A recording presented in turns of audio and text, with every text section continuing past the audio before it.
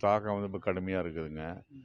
மா மா மிகவும் சோர்வு ஏற்படுது. உடல் நலம் மிகவும் சோர்வு ஏற்படுது. நடக்க முடியல. வந்தாலும் களைப்புகள் அதிகமாக இருக்குது. ம்ஹ்ம். இன்னைக்கு தாக்கத்தினால களைப்பு அதிகமாக இருக்குது. ம். ஆ, ரொம்ப சாப்பிட முடியறதில்ல. ம்.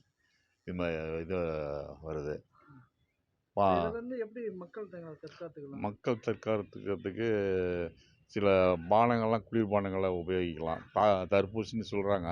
ஆனால் தர்பூசணி சாப்பிட்லான்ட்டு நிபுணர்களே சொல்லியிருக்கிறாங்க. அதில் வந்து அதனுடைய கருத்தை வச்சு எல்லாமே நல்லா சாப்பிட்லாம். அதிகமாக நீர்மோர் சம்மந்தப்பட்ட பொருள்கள் உபயோகிச்சுக்கலாம். நார் சம்மந்தப்பட்ட பொருள்களும் உபயோகிச்சுக்கலாம். அது உடலுக்கு நல்லது.